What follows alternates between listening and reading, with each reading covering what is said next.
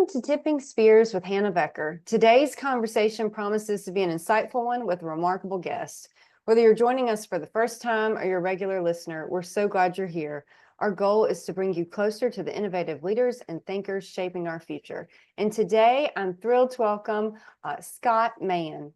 Lieutenant Colonel retired Scott Mann is a former U.S. Army Green Beret with tours all over the world, including Colombia, Peru, and multiple tours in Afghanistan.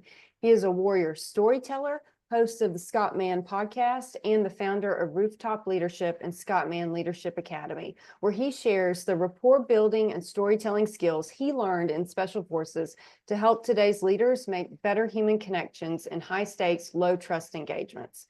Scott is the author of one of my favorite books, Nobody is Coming to Save You, a leadership field guide to making better human connections in this time of division, and the instant New York Times bestseller, Operation Pineapple Express, a third-person narrative detailing the harrowing stories of the veterans, volunteers, and Afghan allies who navigated the U.S. abandonment in Afghanistan in August of 2021. Scott is also a playwright and author with his award-winning play, Last Out, Elegy of a Green Beret, touring stages across the country to provide healing to our veterans and families of the fallen, as well as providing insight to our citizens on the personal cost of the longest war in our nation's history. Welcome to Tipping Spears, Scott. Hey, Hannah. Thank you for having me. Yeah, I'm so excited to talk with you. I've loved your work, was very inspired by your work, and it just really answered a lot of the pressing questions that I've had, especially in the past few years. So I really appreciate you putting that out there. Yeah, and it's thank you. And a lot of it, I put them out there as questions because I really don't have the answers either, and I think that's part of leadership for us as parents and community leaders and whatever we're doing, business owners, is to recognize that this is some uncharted water that we're in right now. Yeah, it is a unique operating environment we got going on. It is indeed. It is indeed. Yes. Yeah. So Scott, can you tell us where your story begins? Well, I always tell people, I'm Anita and Rex Mann's son. That's the first thing for me that I'm super proud of.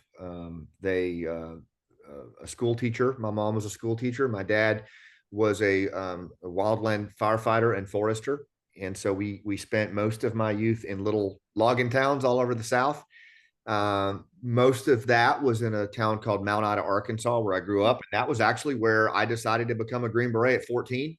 Met a Green Beret named Mark, who was very influential in my life. He came home on leave and really just took the time to, I think, see me as not as a scrawny runt, which is kind of what everybody else saw me as, but as a young kid that really had aspiration in his eyes of becoming something bigger. And he talked to me that way. And he explained to me what special forces were, what Green Berets were, and how they were different from SEALs and Rangers, and how they really focused on by, with, and through working with indigenous people. And that just captured me, Hannah. It really did. And I think it was because I was pretty much on the outside looking in at every aspect of my life, that there was just something about this moving by, with, and through, and building relationships that really just captivated me, and doing it in small teams. And so that was it. Like that set me on a path at 14 that I never came off of. A lot of recycles through these schools to make it, but I eventually made it, and then spent most of my adult life in Special Forces. It's so interesting to kind of hear where you started out and how those themes kind of carried throughout your journey. I think, having those people that can kind of see the things about us we can't see, and kind of frame up this potential opportunities for us, can be such a catalyst. 100%. One of the things that I will, and my wife Monty laughs at me, but I will drop everything pretty much if a young person approaches me about the military or a life decision, because I can't shake how profound it was for me, that Mark poured himself into me and literally mentored me until I retired. This was a long relationship. So I am not casual about when I connect with young people and they're going through it and they're trying to decide, I usually try to give that everything I can, because I know what a vulnerable time that is, and frankly what an opportunistic time it is to help somebody really maybe make sense of a direction that they didn't see, or that they just need support or reinforcement for, and it's sometimes I tell them the military may not be a good choice for you, because just based on what I hear in their voice and their goals, and but just being a part of that discussion is, I think, one of the most sacred things we can do as adults. Yeah, having that connection, that person you can see who's kind of walked that path makes it seem a little more attainable too, and Yeah. having the resources. Yeah. And you don't have to have, again, we don't have to have the answers. I think it's just about showing up and just being present and available to someone in that point in their life that's trying to make sense of something, and just be a thought partner with them. Benjamin Hardy, I can't remember if I put this in the book or not, but he calls it being an empathetic witness, just really bearing witness to someone's position of where they are. And, kind of lacking these days. Yeah, I like that term, empathetic witness. Yeah, I do too. I do too. I find it to be probably one of the most important things we can do as leaders and parents, is to show up in that, with that intention, is to just bear witness to someone's journey, and first and foremost, kind of meet them where they are, not where you want them to be, right? Just right where they are, and really see that, hear that before you go into anything else transactional. It seems like a missing step. So Scott, your time as a Green Beret took you all over the world. So can you tell us a little bit about how these experiences shaped your view of leadership and human connection? I got to say at my retirement, I looked out at my three boys, Cody, Cooper, and Braden, and in the same row, I had buddies that I'd served with in special forces. My wife was there, my parents, Monty's parents, and then a lot of buddies that were wounded were sitting there as well. And I got to be able to tell my boys, the dream I had as a 14-year-old kid was actually didn't come close to actually what I got to live, and to be able to say that was a real honor. And I still feel that way. I do. It was the greatest ride of my life. It was hard and it was difficult. And at times it just sucked, but I loved every second of it. And that's a line from the play Last Out is, Danny says to his wife, Lynn, I loved every second. Actually says it to his Ranger buddy. But I would say for me, going, because I wanted it so badly, it was just something that I envisioned myself doing. When I got into 7th Special Forces Group in the 90s, we were still working. Of course, this was before 9/11. We were working Central and South America a lot, counterinsurgency, counter drug environment, Colombia, Ecuador, Peru. And I had the opportunity to be with these NCOs, these sergeants who had started in special forces. They called them SF babies. They came in, it was a program in the 80s. They literally came in as privates, because, normally you come in as an NCO.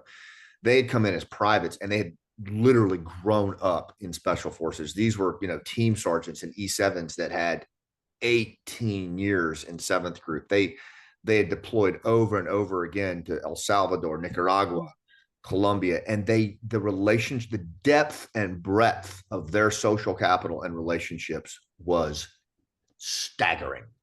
What one NCO could do downrange to move mountains based on relationships left such an impression on me, Hannah, that it really went with me into Afghanistan and even to this day. So if you were at 2001, we shifted and we went into Afghanistan and Iraq, and that was a different phase of my life. But if you were to ask me, what was the most impactful, what really shaped the direction of my life, it was working with those NCOs pre 9/11 in Central and South America, and just bearing witness to their immense interpersonal skills and what they had built over 20, 25 years, and learning how to do that in a way when even when nobody was looking, you could build this phenomenal social capital that you could leverage later. That's fascinating, Scott. It's such a great description of kind of social capital at work, and the true power of it. Yeah. Yeah, I think we overlook it. I think we devalue it. I think, in the churn, as I call it, this disconnection that we have today, we've just buried the innate value of social capital and what it actually represents for us in every aspect of our life. And we scratch our heads and we go, wow, I don't know how we can get through this. And it's like, wow, it's actually kind of right there in front of us. It's relationships, it's social capital, it's the relationship portfolio that each of us is capable of building. But we've become so transactional and so buried in our phones that I think we've just forgotten how to do it, or at least to value it. It wasn't until I was reading in your book about social capital kind of being this currency previously. And I remember thinking, so I grew up just middle of nowhere, Mississippi, very poor. We farm. We don't have resources. You have your neighbors. You have your neighbors and your family, and that's it. So, a tornado comes and hits the barn. You don't file an insurance claim. Your neighbors come and help you stand that barn up, or, help you get harvest in. And it was interesting to me kind of leaving that when I went out on my career and realized just how unbelievably transactional and just impersonal the world was. It wasn't operating like that at all, not like the relationship kind of fabric that I was used to. And that's been something just over the years. I've blamed tech for a lot of it, just seeing the impacts, but I really appreciated your description of that and kind of that historical context, because I think that's something that is often a missing piece in the discussion of like what's going on, what's wrong, why can't people connect. So I really appreciated that description you provided. Thank you. I just, in the short time that you and I talked before the show started, I noticed that, I placed the accent, but also I think that, you know, I got a sense from you that there was a deeper appreciation. I mean, even in the questions you sent and things, that there was a deeper appreciation for that below the iceberg, kind of traditional world approach. What was that like for you coming out of, a farming community and then into the big wide world? Did you find you were able to retain a lot of that and leverage it as you move through the world, or how did that show up for you?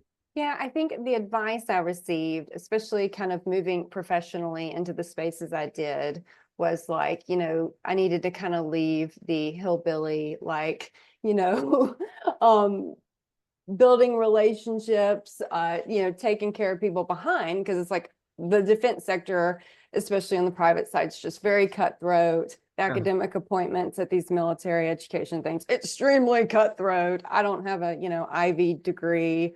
I was just always kind of this oddball there. And so that is the advice I received, was that I needed to basically not put a lot of stock in those relationships and taking care of people. And that always really rubbed me the wrong way, Scott. Like, I just don't operate that way. I don't like operating that way. I like knowing folks and taking care of folks. And I think there's more to meaning within that. And so it was actually reading your book was very encouraging, because I was like, oh, great. Maybe this isn't such an outdated way for me to approach folks in this sector. So it's like, well, Scott says it's important to have a network and take care of your people. So, Well, I applaud you for hanging on to it, because I found that actually, there's more people that have than you think. And, it's interesting that it's what our grandparents, and not just in rural society either. I think that there's, for the most part, I think our grandparents, at least our great grandparents, understood much more than we do today the innate value of human connection. And because even in the urban areas, it was far different than what it is today, and we relied on those relationships much more.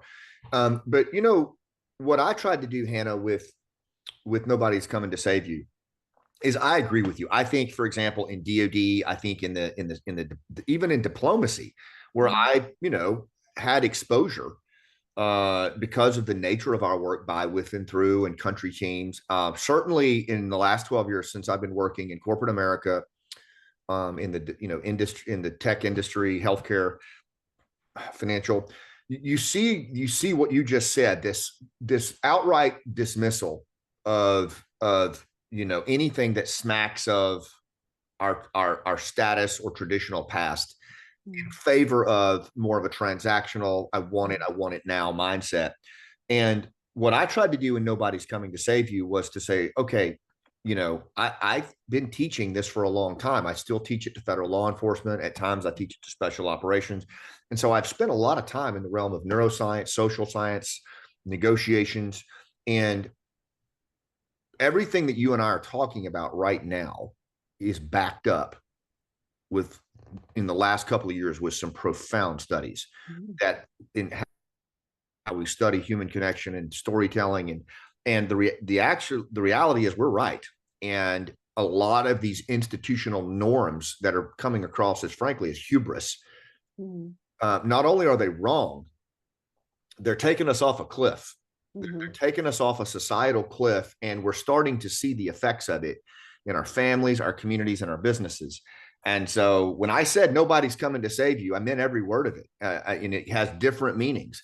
But one of them is, if you think that the modern day tip of the iceberg world is going to save you in terms of what they teach you and you're deluded, and you're going to go right off a cliff, And so I'm glad that you hung on to it. And I think that it's in our best interest actually to reconnect with that world and those realities and bring them up and let them inform how we handle modern day problems instead of trying to handle them transactionally. Mhm.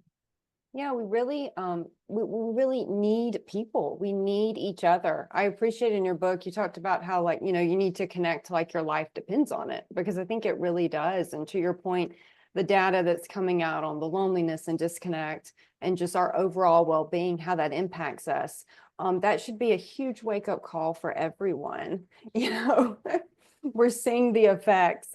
This isn't just, someone telling you need to, go make a friend. This is, we're seeing the data here.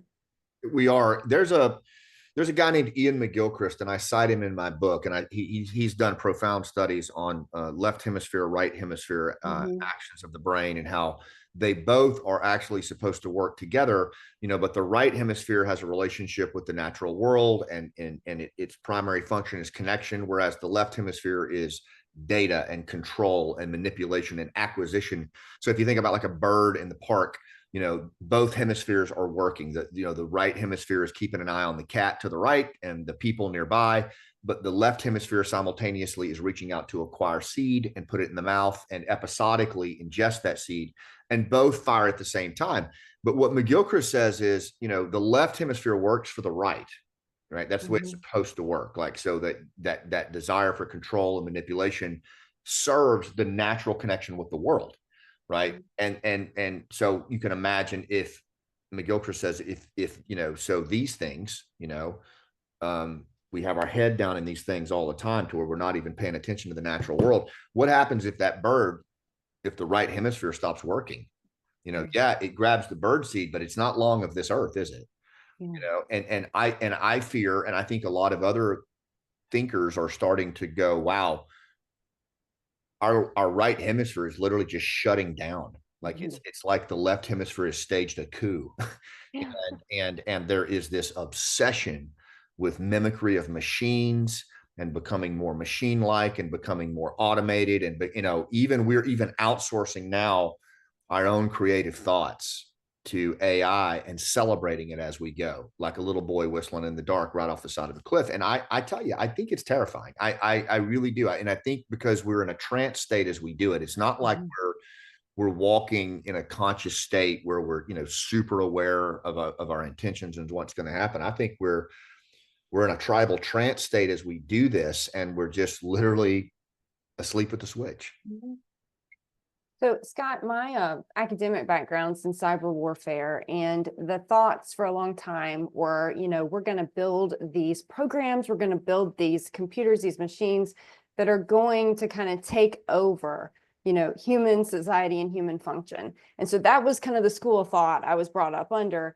And what was interesting to me over the past few years, especially like you mentioned with AI and outsourcing creativity, is like, the machines aren't doing it to us. We are willingly like participating and putting this out there, and just, to your point, kind of opting to use one side of the brain and just letting the other one, atrophy or not be utilized.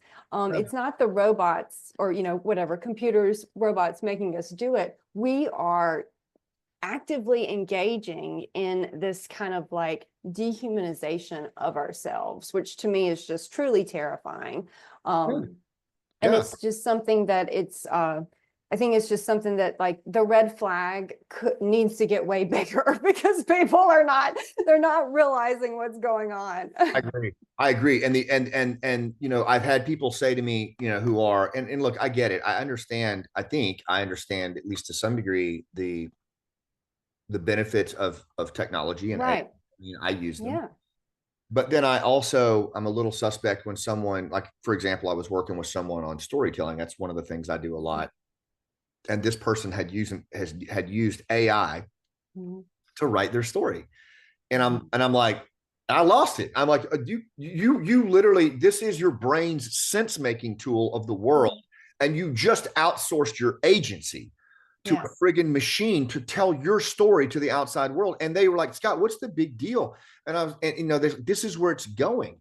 And I just said to him, I said, it would be one thing if we had taken, Facebook and Instagram and X, and we were still showing each other families, pictures of our family, and cute kitten videos, right? Right. That's not what's happening, right? We have devolved into a level of shadow tribalism that has rendered a digital killing field in these things, right? Yeah. So the first iteration of AI, we failed miserably in implementation. So how am I supposed to believe that the next one we're going to get it right, or the next one is going to be, much better, even though this is where we start, employing swarms of drones? Right. It's like, okay, hold on. I mean, so I just have trouble. And again, I don't feel like I'm an obstructionist on this. I just feel like we're not inviting our humanity to the conversation. Yeah, that's just, you hit the nail on the head there. It's the human component that seems to be missing, and we the humans are the ones that are shoving it off. We are outsourcing our own agency. Yeah. And that's the part that to me is terrifying, because why would you do that? Why, unless you did it and you didn't realize you were doing it? And that's the part, again, it's that trance state that Dr. Ivan Tyrrell talks about, that I cite in the book multiple times, is that part of the churn is that we have arrived at this place of epic disconnection and distraction and disengagement and division, almost asleep at the switch, right? And it's fear-based and anger-based behavior that has been inculcated in us in a range of ways, which then renders us stupid. We go into a primal state, the prefrontal cortex shuts down, and we basically go into survival mode, and we're living this way all the time. We're walking around in this trance state, and you can see it the way people treat each other. You see that they're in the red on the emotional thermometer, and they're staying there. And so that's the part that I really wanted to try to get across in the first part of the book, is we have to shake off this trance and recognize that we're surrendering our own agency, to a range of things, to include certain divisionist leaders who know how to divide us. And as leaders, parents, we just can't allow that to happen. So Scott, in your book, nobody is coming to save you. The churn, your description of the churn, I loved. I really appreciated, because I felt like it's something everyone was experiencing and no one really had a name for. No one had the problem scoped there in terms of what was going on. You did a great description of just kind of how it impacts human mind, how we live, how we connect with others. In case someone in the audience hasn't read the book, can you tell us a little bit about what the churn is and like how people should navigate it? Yeah, I mean, the book, The Human Givens, tells us that the brain is a metaphorical pattern matching organ, right? That it has a mandate to make sense of the world, and the way it does it is through metaphor. The brain uses metaphor to make sense of things. And as a storyteller, I love that, because it means, okay, probably the quickest way to make sense of things that don't make sense is the use of metaphor. Poets have known this for thousands of years, I would think. I mean, and songwriters. But for me, I was looking around. I came home from the service in 2013. I retired. I had a very bad transition, very bad. One of the things that made it so bad was how divided the country was, even in 2013. I looked around at a country that was just tearing itself apart. And it really set me into a spiral, because I thought, man, everything that we fought for over in Afghanistan and Iraq to keep that kind of tribalism over there, it was here at home as bad or worse than anything I'd seen over there. And that really sent me into a spiral where I started to question my own actions, the loss of friends. What was the point? And I almost took my own life as a result of all of that. It wasn't just that, but it had a lot to do with it. And I read this book. I don't know if you've heard of it, Tribe by Dr. Sabah. Yeah. Really, really powerful book for me. And he talked about how most veterans are willing to die for their country, but they don't know how to live for it, because it's hard to know how to live for a country that's tearing itself apart along every imaginable line, from race to religion to politics. I thought, man, that's it. Like that really is.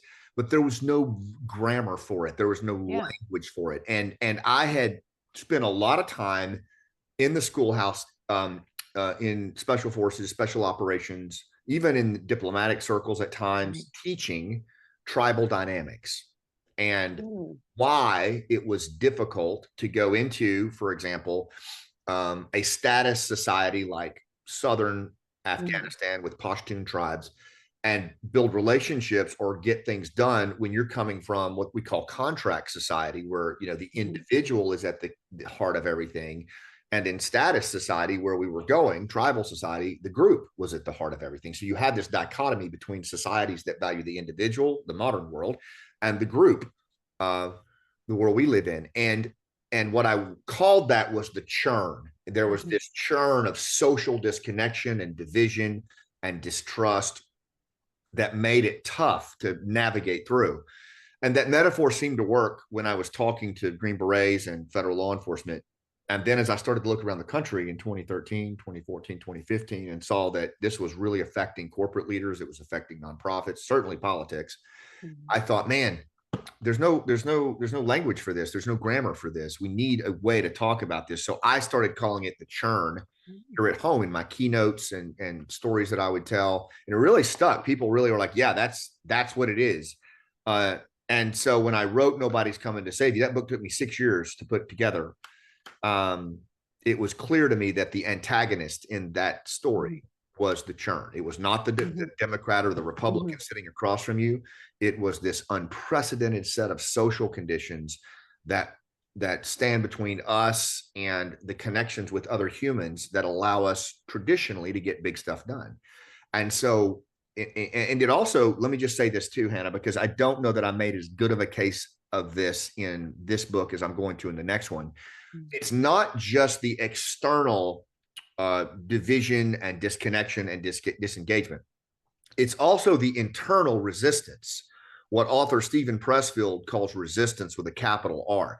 It's our own internal self-sabotage, self-doubt that is exacerbated under these conditions that causes us to doubt, to pull back. Like when your leaders told you, hey, forget all that hillbilly bumpkin stuff you learned in Mississippi, do this. And you go, okay. And you pull back on what you know to be true, what you know to be right. And I think that is part of the churn too, is we've lost we're sabotaging ourselves internally. We feel this tension and this reluctance to step into the arena and lead in a way that is worthy of what we're capable of doing. Instead, we pull back. So when you combine those external factors of distraction, disengagement, distrust with the internal resistance, we become isolated and nobody's talking to anybody. And you've got this roiling churn. It's a great description, Scott. I think I'd never seen it kind of outlaid like that. People would talk about the contributing variables, and that would kind of be siloed off. And Right. it provided this really good encompassing umbrella that I think, You can see it. And churn is such a perfect term for this, because that's what it seems like. You've got all these variables and it's just kind of turning along, and you can get really caught up into kind of the riptide of that.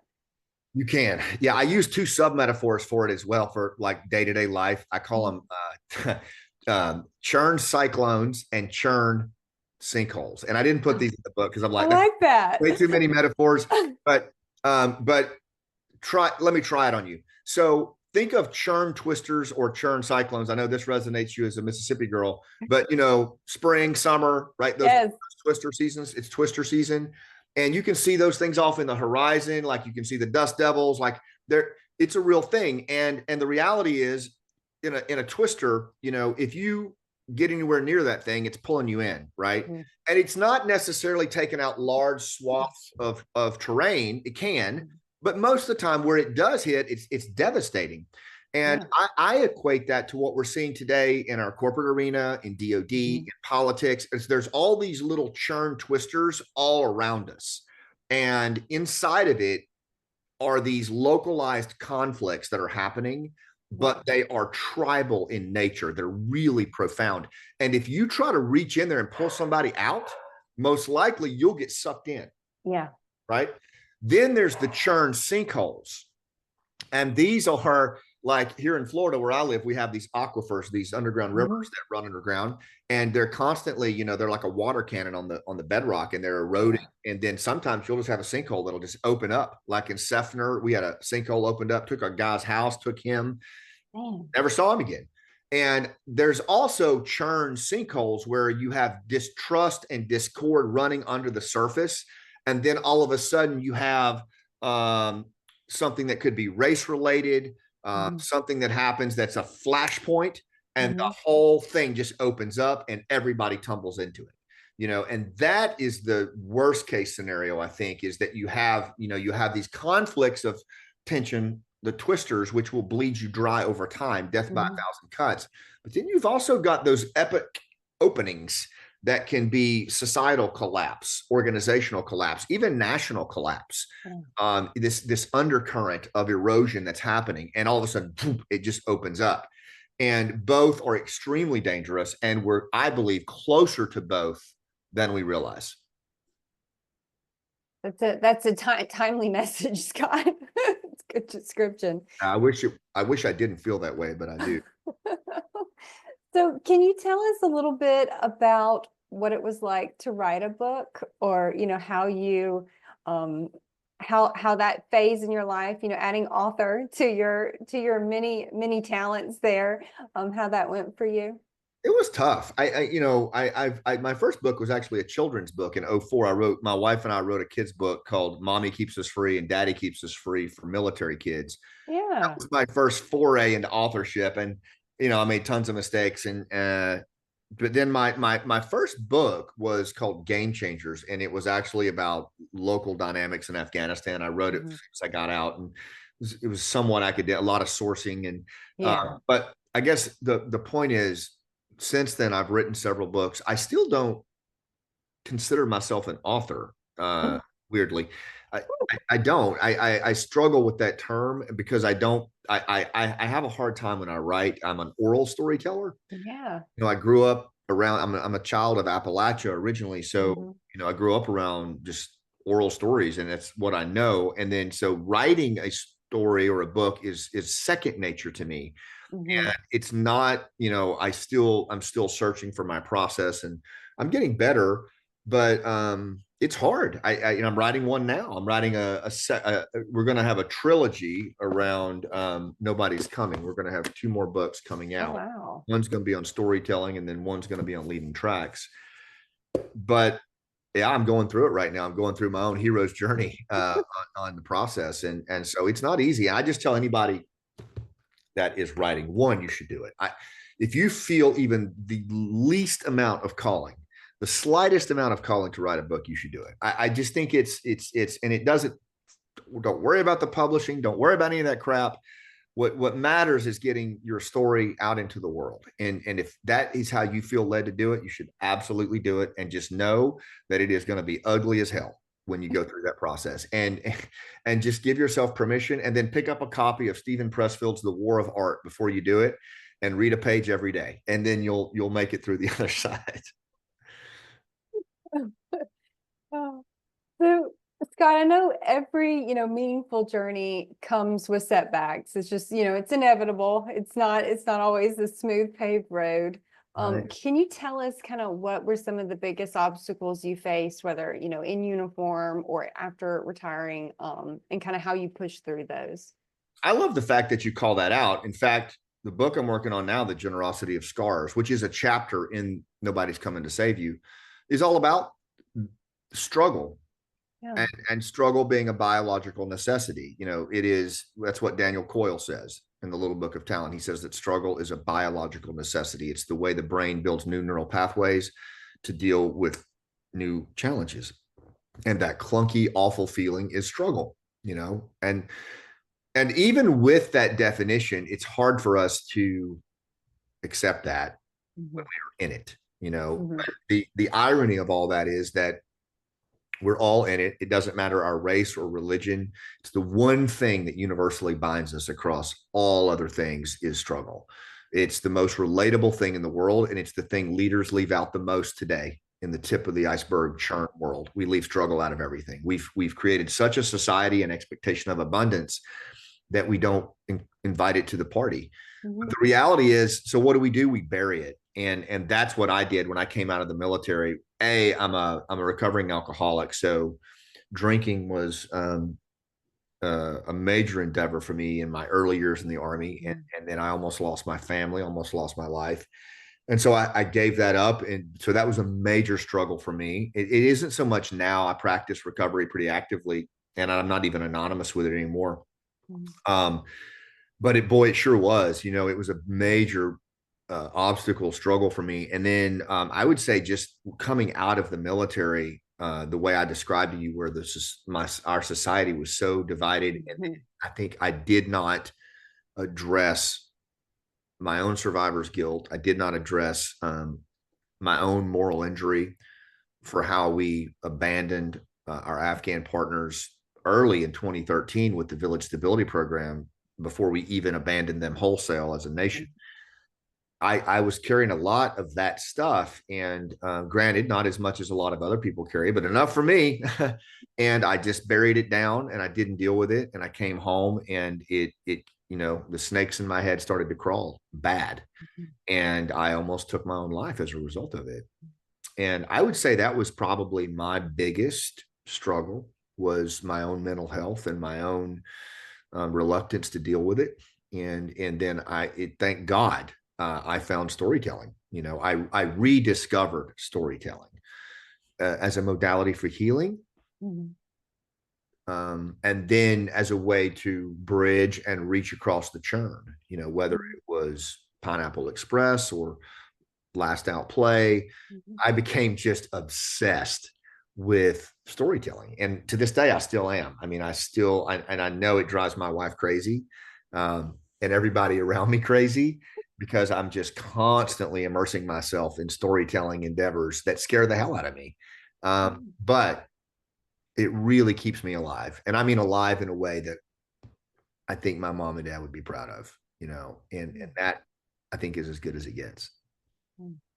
Yes, stories are such a beautiful thing. It's like you get this, you build a connection, it inspires folks, it gives them information on kind of how to navigate stuff when that happens to them.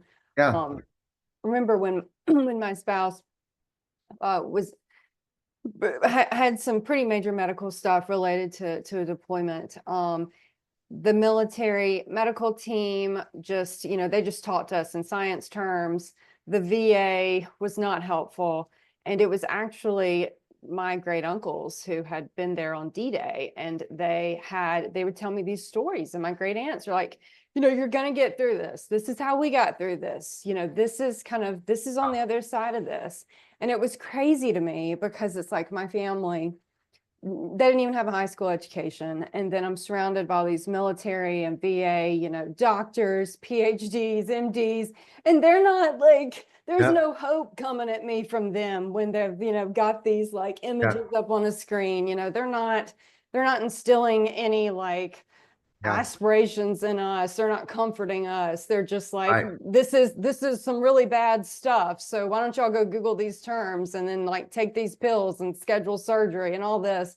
And it was interesting because it's like, no, the folks that had walked the path and through their stories of like, this is what happened in 1946 when, we picked up the pieces of life after war, really made a massive impression on me. So I really applaud you on telling your story, because I think it just, the ripple effect of the impacts can be so broad, and it is so needed in our society.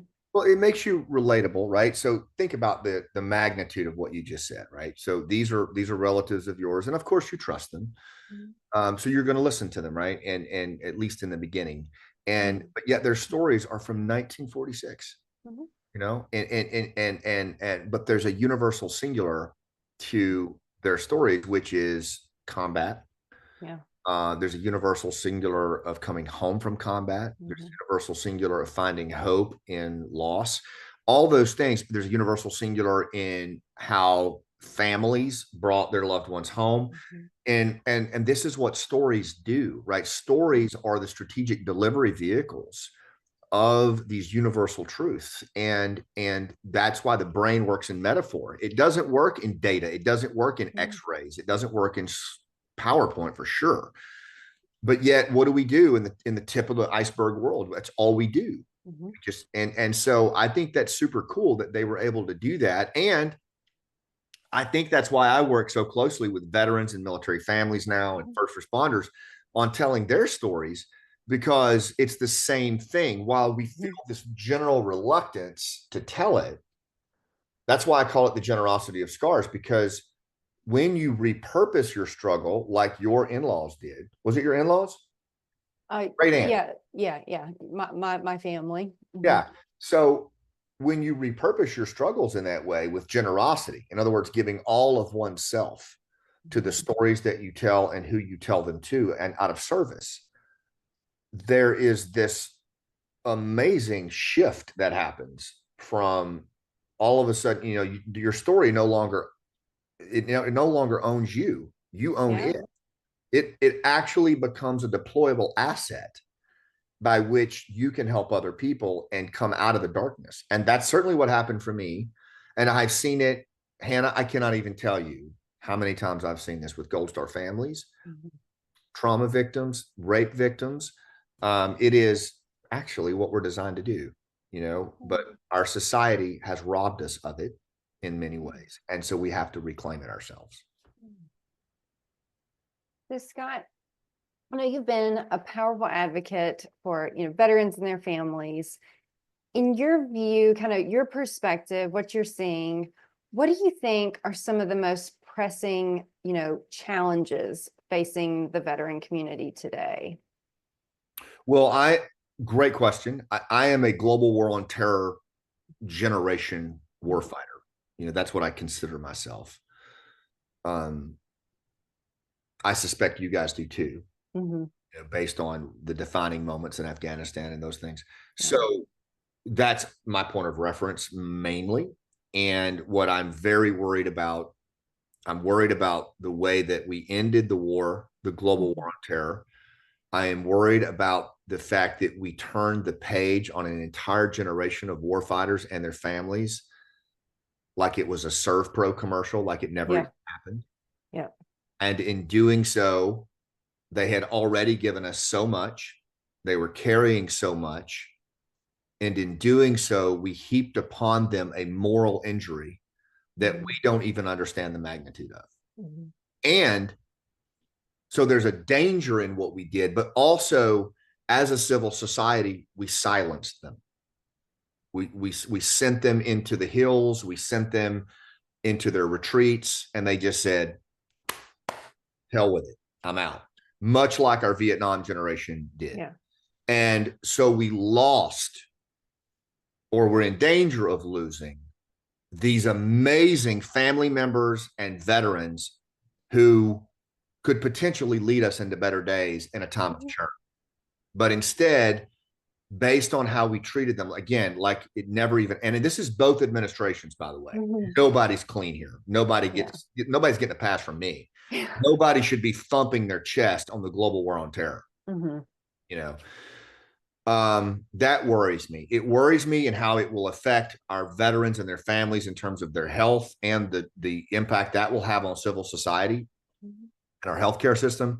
It worries me on the signal that it sends to our children in terms of service. And then mostly it worries me that we've deprived ourselves of a national treasure for leadership that we probably would have had in much higher levels had we responded to the end of the war differently than what we did, more responsibly. So what guidance do you have, for veterans, their families who are trying to kind of find purpose or connection in this chapter of life? The global war on terror, 20 years, I still can't believe, it's over. It's like that was the majority of my life. Adult life, yeah. Yeah, I had someone I loved, a relative, a spouse over there. Yeah. And it's just, that was this is just, to your point, just kind of like over, done, not discussing, off the topic. So it is very much a new chapter in all of our kind of GWAT generation journey. What advice do you have for folks trying to build connections, find purpose, figure out this new chapter? What can they do? What should they do? What should they look for? Great question. I think the first one, and maybe this is a predictable answer, but I think is to recognize nobody's coming to save you. Right. I mean, seriously, I think that's another angle on the book that I was thinking when I wrote it was for veterans and their families is nobody's coming. I mean, and I don't mean that in a doom and gloom way. I actually mean it in an empowering way. I look at, for example, the Vietnam generation. You talk about a group of individuals and families who, whoo, man, did we do wrong by them? I mean, yet they somehow found a way, a lot of them did, not all of them, but they found a way through it, and they found a way to mentor us, and to be in the airports for us, and to pick up the phone and call us when Kabul fell, and still to check in. And so I look at that with a lot of hope. And I just think, at some point, at least the Vietnam veterans who mentored me, they told me, they're like, they reached a point in their life where they just had to go, okay, nobody's coming. What am I going to do here? Where do I exercise my own agency? Where do I lean on peer-to-peer approaches, and in this case, I think we're on the front edge of a mental health tsunami from the GWAT generation. I think that if we're waiting on the VA or DOD to fix that, we're deluded. We're just deluded. It's not going to happen.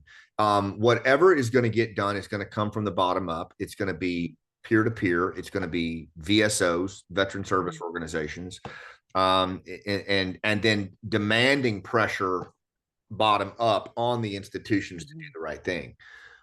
What does all that mean? I think one of the most important things that we can do is to tell our story, is to put our story into the world, and to tell our story in ways that serve others, to be generous with our scars, to make peace with our scars, to repurpose our struggles into the service of other people, into the service of our society, into the service of our children, and surf those stories like a tidal wave. I think that's what we have to do, and it's available to us. It is a modality for healing, it is a modality for meaning making, and it is a modality for bridging. And I don't know of any other innate asset that is available to us that's more powerful than that. And I don't think it's the silver bullet, but I think it's something that we cannot do without it. So when you look at kind of where we are, as a nation, can you tell us kind of what worries you, the most? What keeps you up at night? What are the questions you're currently asking, trying to find answers to? Well, there's just a couple for me. I mean, one is in the course of the Afghanistan withdrawal, when we Operation Pineapple Express, when I put that book out there, and, I posed some questions at the end of the book in the epilogue about, okay, it seems to me that terrorism is rising back up in Afghanistan. Violent extremism is not dead. ISIS is not dead. Al Qaeda is not dead.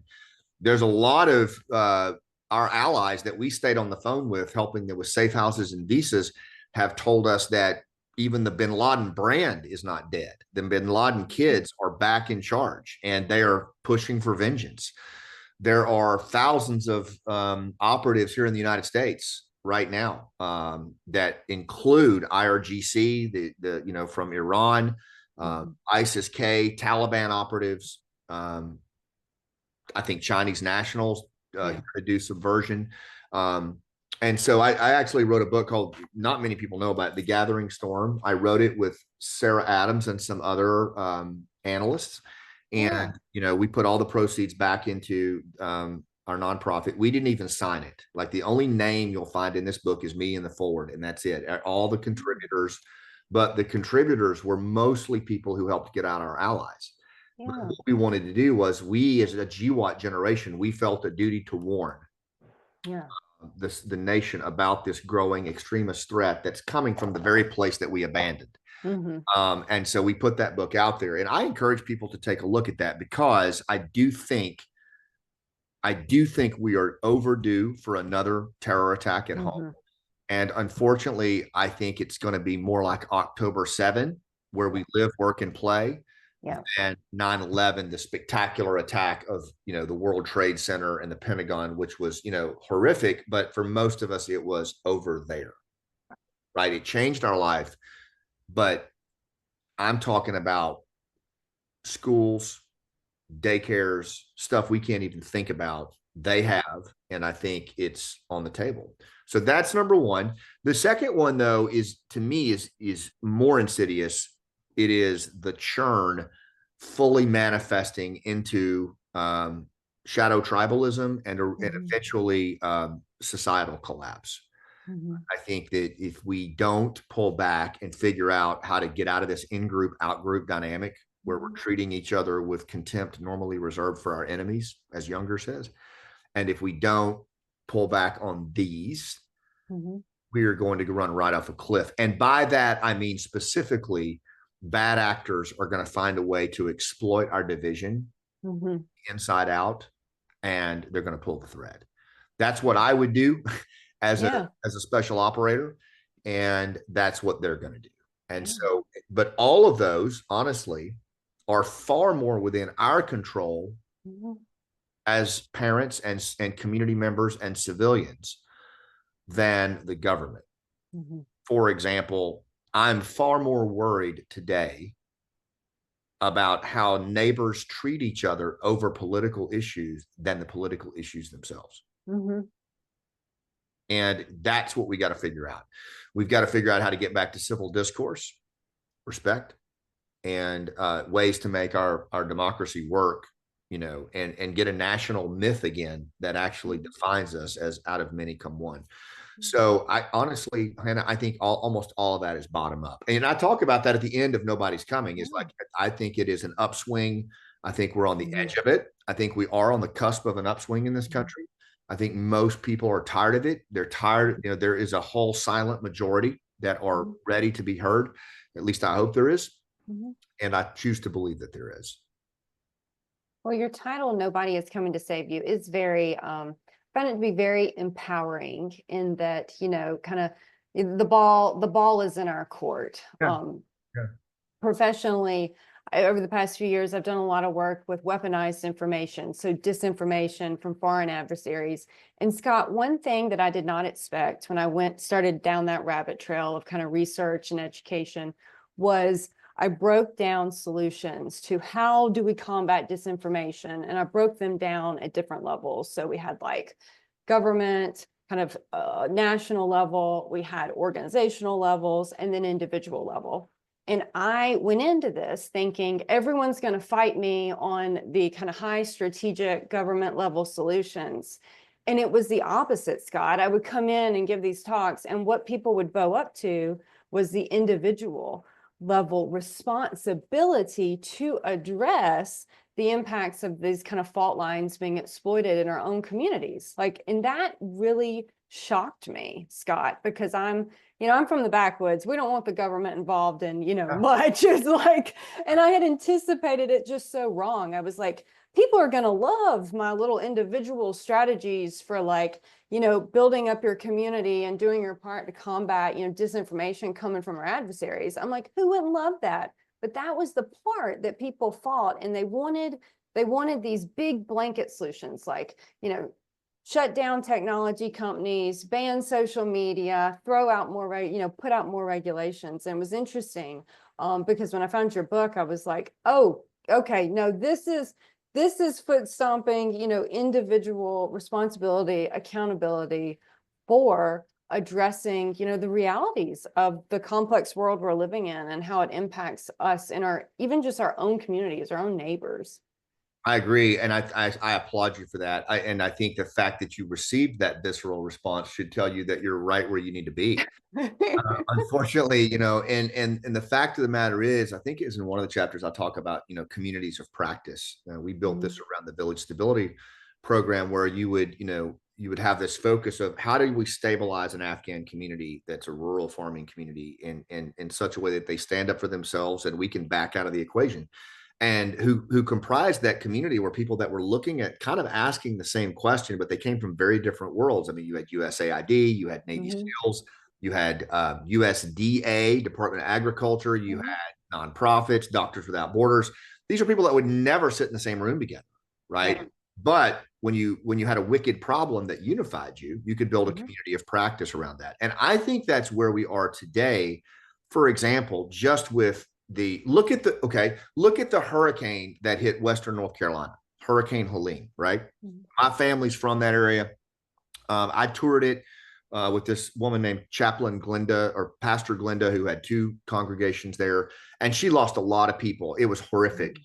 But what was staggering to me, Hannah, was the absence of an institutional response for days, and the magnitude of a grassroots response, not just from the local community, but from the same community that evacuated allies out of Afghanistan, right? The same community that actually mobilized retired Green Berets and others into the backwoods on ATVs, mules, and helicopters. And it really, it was eye-opening. It was, wow, whether certain people acknowledge it or not, I do believe that we are at a place where, when it comes to certain problem sets that are going to kick our butt, nobody's coming. Yeah. Nobody's coming. I studied 9 case studies of localized complex attacks around the world, from the Beslan school siege to the Mandalay Tower to the shooting in Vegas to October 7 in Israel. In every one of those cases, the consistent through line was that nobody came. Not for, a reasonable period of time. And that individuals and communities had to figure it out. And most of them really, they did the best they could, but most of them would tell you, I would have given anything if we had just thought about this on the left side of the problem. So when I hear you say what you're saying, it tells me, keep going, sister. Like, because you're on it. You are pressing on something that visceral response is actually an indicator that you're right where you need to be. And it sucks because it's resistance, but there's no other way through it. Oh, well, that's encouraging, Scott. You're welcome. So kind of on the flip side of things, I know we talked about kind of what concerns you, but what gives you hope? What are you most optimistic about as we move forward? Yeah, I mean, I'm an optimist in almost all of this. I really am. But what gives me optimism is that there is a whole innate ecosystem of our nature available to us that has just gone dormant and has gone invisible. Yeah. We are actually very well equipped to deal with this and a range of other problems. We really are. I mean, and the good news is that human connection is not only what will get us out of this, it's what people are starving for. Yeah. People are starving for leaders who understand it. But what my thing is, what got you here is not going to get you there. We can no longer rely on our instincts for human connection. The churn is too big. We've got to dial up our skill set. We've got to get Green Beret-esque in how we approach connection, because the churn's so diabolical. So we've got to really amp up. It's got to be both art and science, instinct and skill. And so I'm optimistic. I think that what I've seen so far in communities of practice that I'm working with on a range of, we have this, I started an academy. You read about it in the beginning, Scott Mann Leadership Academy. I started it on School because it's, have you heard of that platform, SKOOL? Yeah. Pretty cool. But I started, it's a free community, and I thought, I want to see what we could do. Like, if we bring people in that are reading the book right now and are really excited about building communities of practice, what could we do with our own community, like a digital community? And it's like, we've got 270 members now, but what's crazy is that these are practitioners. These are people in there sticking and moving. And I'm super optimistic. I see what these people are doing, and I think, wow, just armed with a little bit of skill on human connection, storytelling, narrative competence, they're crushing it. And I think that I just think people are ready. They're ready for a better days for their kids, and they want to make sure that we give it to them. And all the data from Robert Putnam in the upswing is telling us that we are on an upswing. It's just, we've got to realize nobody's coming, though. It starts with us. Yeah. And in the early 1900s, that's exactly how we hit that upswing too, that ran all the way to 1972. That, Alcoholics Anonymous, the Junior League, Future Farmers of America, all started between 1900 and 1910. Wow. And I think that that was without these, right? Yeah. So now think about what's possible. So yeah, I'm super optimistic. I just think we've got to seize that moment right now, because time is not on our side. So if you could leave our listeners with one final piece of advice, something they can carry with them through their own kind of churn navigation, what would it be? Go out of your way to see the pictures in the head of the other person before you make a suggestion, before you try to sell something, before you try to give advice. Make absolutely clear that you see the goals and the pain in the head of the other person across from you. That includes our children. And don't keep asking questions that start with what and how until you have that. Until they say, that's right, like Chris Voss says, and never split the difference. Like, I want to see the pictures in the head of the other person across from me, and I want to obsess over it. And if we just think about, if every person did that, what the world would look like. Imagine that. It's immensely powerful. And my gosh, not that hard. And I think we can just model it in how we go about our day. So that would be my one thing. That's great advice, Scott.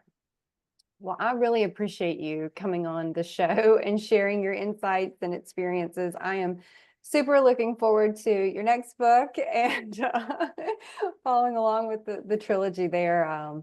Your contributions to our nation have continued to impact so many. So appreciate all that you do. Thank you, Hannah. Same to you and your husband and what you do. And to our listeners, thank you for tuning in to this episode of Tipping Spheres. We hope this conversation has sparked new ideas and challenged the way you think. Don't forget to subscribe to the podcast, and we'll catch you next time with another exciting guest.